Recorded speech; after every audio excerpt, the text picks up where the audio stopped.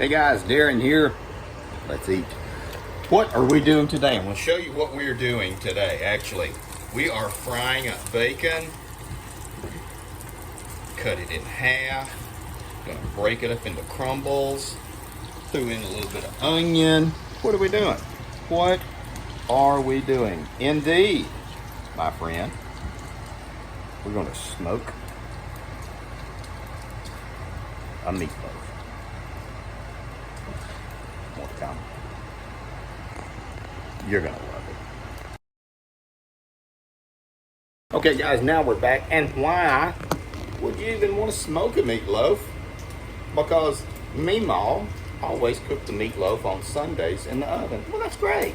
And it was wonderful, I'm quite sure. But we have to go above and beyond what Meemaw did. We're going to incorporate 1 pound of bacon, thin cut, crumbled. We're going to incorporate 1 pound of mild sausage.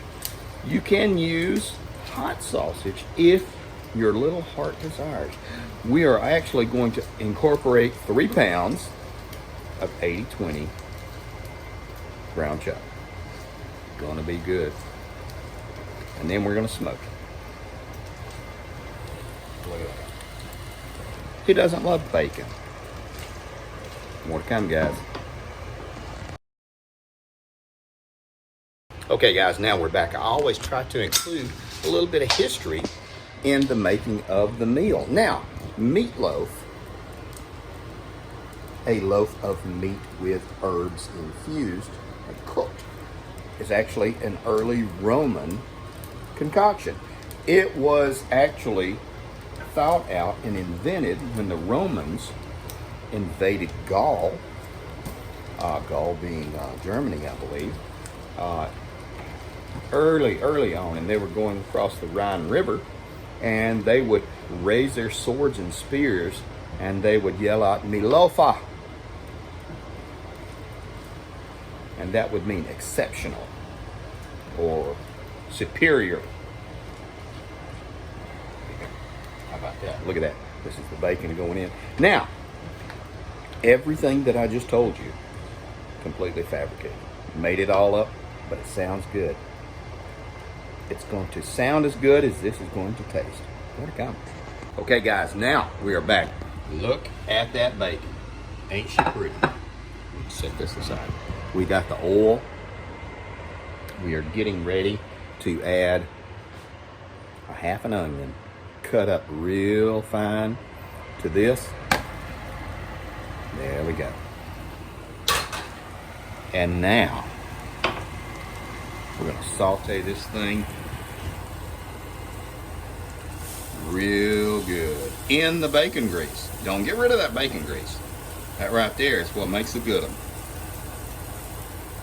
Look at that. Now, we're going to let this stuff come up. We're not going to saute it all the way. We're going to let it come up to where it is almost completely sauteed. But, there we go. If you don't like rings, chop them up. If you don't like the big chunks, cut them up. There we go. Look at that. How about that? Man, that's going to come along fine right there. More to come, guys. Now, don't you tell nobody, but I did let a couple of pieces of garlic fall in. Well, that's just to keep the vampires off of it.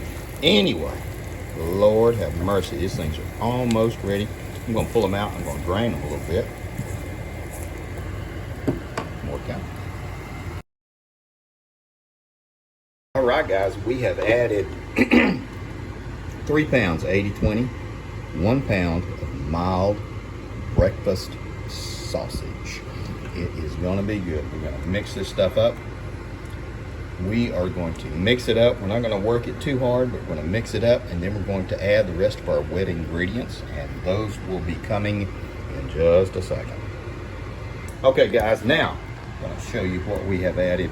We have added a half a cup of barbecue sauce, whatever flavor brand you like. This is some of the leftover stuff that we made from our Boston Butt earlier. You want a 1/4 cup of ketchup. You want 2 tablespoons of mustard, and you also want 2 tablespoons of Worcestershire sauce. We're going to add all the wet ingredients together, and then we're going to mix them in. Then we will add the rest of the ingredients. That would be the breadcrumbs, and we're also going to crack a couple of eggs in here also.